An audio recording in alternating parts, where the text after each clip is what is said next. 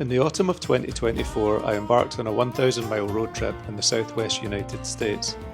My goal was to visit the national parks of Arizona and Utah to hike, trail run, and experience this unique landscape and culture for the first time. That summer, I had completed my big goal of climbing all of Scotland's highest mountains, the Munros. Now that it was over, I was struggling to figure out what came next. I didn't know it then, but I was on the cusp of a big discovery. Something that would answer questions I'd carried with me all my life, all set in motion by those 2 weeks in the desert.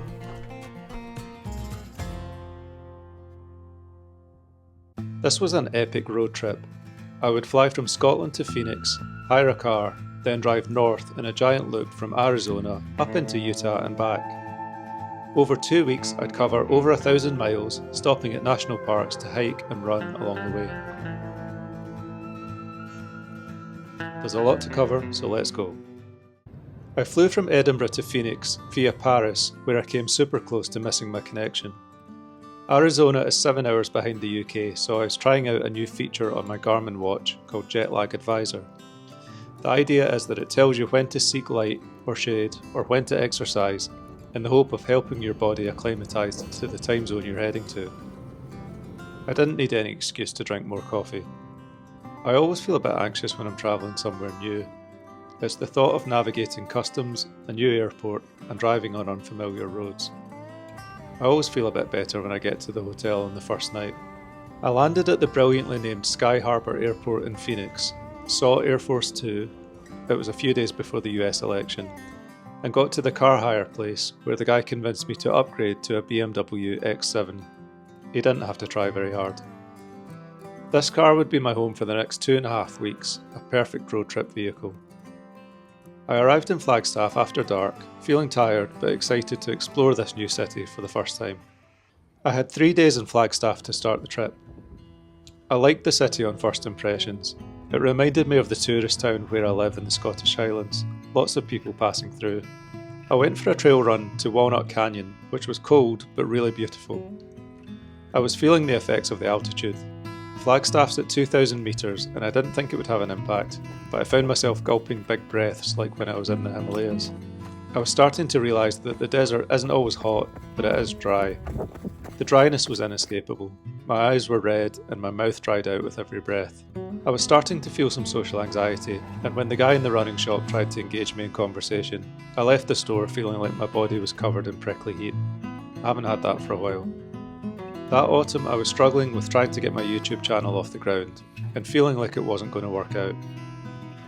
That night I wrote in my journal, I feel like maybe it's not going to get better, and I'm always going to feel inadequate, out of place, alone, bad at the things I want to be good at, and unappreciative of the things I am good at. Saturday was better. I found a local club run that met in some forested trails on the edge of town, so I went along and joined them. It was a really welcoming group, and they led me on a 5-mile circuit through some local trails. It felt great to be moving through the forest with this bunch of strangers I had just met who welcomed me into their group. I'm really grateful to them for that. Monday was my last day in Flagstaff, and it started to snow. That's a problem because when it snows, they close the road to the north rim of the Grand Canyon, where I'm heading tomorrow. It was looking touch and go, so I changed my plans and decided to base myself at the south rim instead. Coming this late in the year was a bit of a gamble, but the hotels are much cheaper and I don't mind the cooler weather. The Grand Canyon, this was a day to remember. I left Flagstaff before 5 AM and drove 90 minutes to Grand Canyon Village. The drive felt remote and it was minus 10 degrees, but it's so dry here that there was barely any snow or ice. I got a shuttle to the trailhead and ran down the South Kaibab Trail all the way to the Colorado River at the bottom of the canyon. I've seen pictures of the Grand Canyon all my life, but it's jaw-dropping in person. Running down into the canyon was one of the best things I've ever done. I was grinning from ear to ear. The weather that morning was perfect. Totally clear, sunny and cool. It felt like a dream. I got to Phantom Ranch, had the famous lemonade, which was just okay but welcome, then hiked back up pretty fast the same way I came. At one point I caught up to a pack of mules and the wrangler thought for a second then let me pass. I mostly felt good because of the amazing location, but it also felt good to be moving fast. I tried to remember that most people wouldn't attempt going to the river and back in one day. It felt like an accomplishment. I had a few annoyances afterwards at the lodge and even complained to the manager like a Karen, but I don't want it to take the shine off today. The next day I had some time before leaving the Grand Canyon, so I ran down the Bright Angel Trail to the 3-mile rest house and hiked back up. Bright Angel is the usual route into the canyon, but the trail was closed for repairs near the river, which is why I went down South Cape Ave the day before.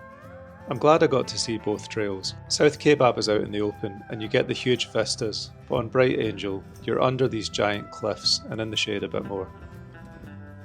Pretty soon it was time to head north into Utah for the first time. I drove 4.5 hours to Springdale, where I would start another memorable adventure the following day.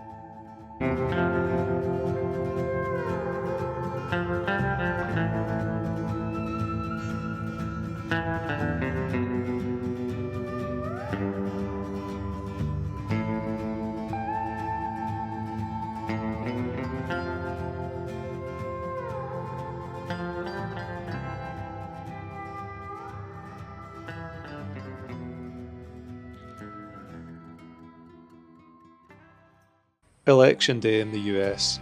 I avoided all that and headed into Zion National Park early in the morning. The main scenic drive is closed to cars, so I caught a shuttle at the visitor centre, got off at the grotto and started the Angel's Landing hike. You need a permit for this hike and I had snagged one the previous day.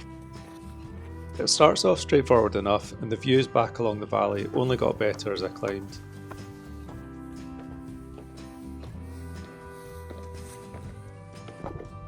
The last part of the hike is along this narrow and exposed sandstone ridge. There are chains to hold on to and thank God for them. I've hiked some exposed routes but I found this one pretty intense. I almost turned back at one point but decided to keep going and it was worth the effort.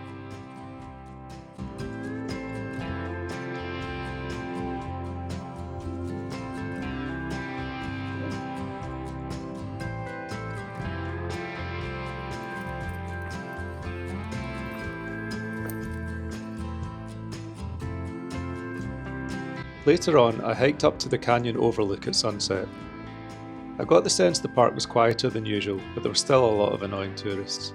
Still, Zion made a big impression on me that day. I felt like I had seen most of Zion, so the next morning I drove up to Bryce Canyon National Park. I did a trail run around the Fairyland Loop, which is 12 kilometres. I felt like I got a good sense of the park. I've never seen anything like the sandstone columns, or hoodoos as they're called. I've been trying to pick nice American motels on this trip. This hotel was a bit more corporate, but it meant I could do some laundry, which I was unreasonably excited about. My hotel room in Bryce Canyon City was enormous. It's probably bigger than some people's apartments. The next day, I got up before sunrise to hike the Navajo Loop and Queen's Garden Trail in Bryce Canyon. It was well below freezing. Walking around the hoodoos as the sun came up was an experience I'll remember for a long time.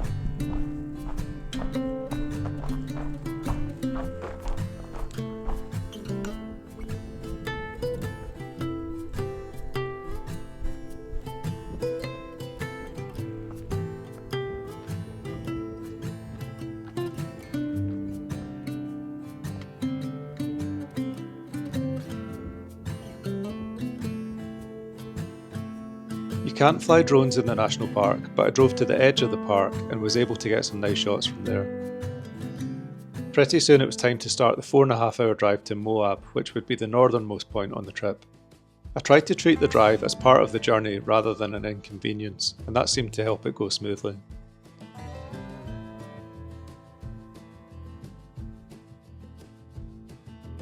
I arrived in Moab late in the afternoon and checked into the Apache Motel, which is a historic motel that John Wayne used to stay at on filming trips, a bit like me I guess. Now that I had reached Moab, I started to slow down for the first time since I left Flagstaff 5 days ago. I slept for 10 hours and woke up feeling a little bit ill. I felt guilty for taking things slowly, but it had been a long trip and my body was telling me to slow down a bit. My calves hurt a lot after the first Grand Canyon run down to the river and they hadn't had much chance to recover. I had 3 full days in Moab and I planned to see some of the nearby sandstone arches while also enjoying the town itself, which had a nice bustling vibe and lively main strip. On Sunday I hiked out to the Corona Arch.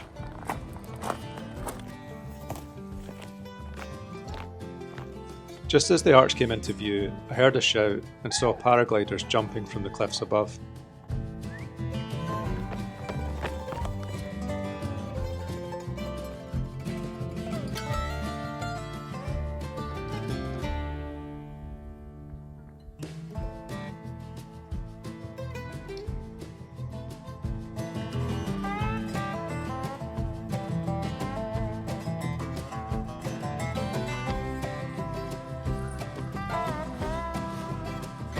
The last day in Moab.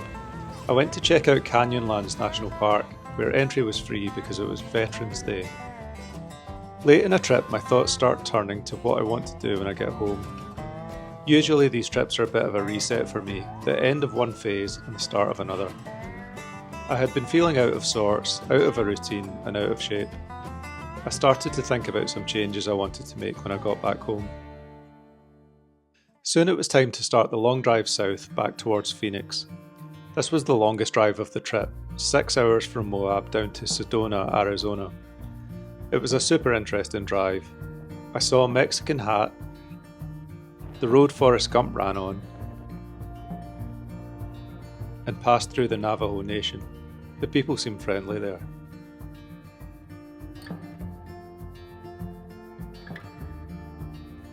I passed back through Flagstaff, stopping at the In-N-Out Burger. Those are good burgers. Arriving in Sedona by late afternoon. Sedona felt busy. We're just a few hours north of Phoenix now, but it's a beautiful location. And it has a McDonald's with a blue sign, the only one in the world.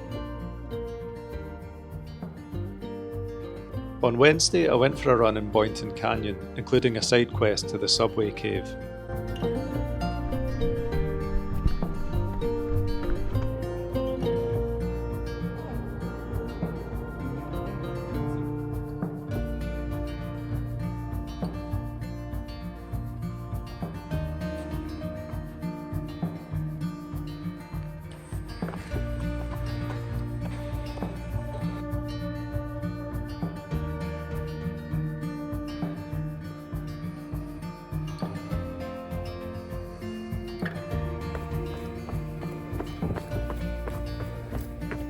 Later, I ran a loop around Sedona Airport as the sun began to set.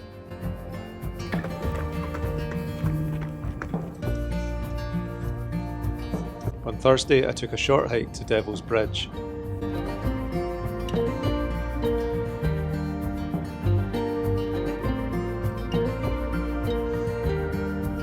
I had hoped to check out Cathedral Rock, but the car park was full, so I headed on back to Phoenix.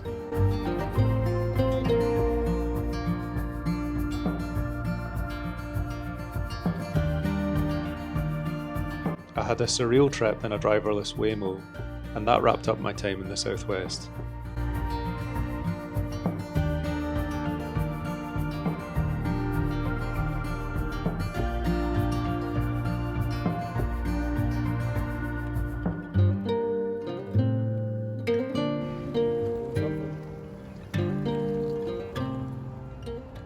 I spent some time reflecting on the plane ride home. I wrote this in my journal. The trip is at its end. It was a great trip, but wherever you go, there you are. The first week I was caught up in all the excitement of the Grand Canyon and really in the moment. Since I got to Moab, things slowed and the self-doubt and dissatisfaction from home started to creep back in. I had a couple of nights lying awake in bed, thinking about my life and the feelings of disconnection and drift. I think I'm going to pursue an autism diagnosis when I get home, maybe in the new year.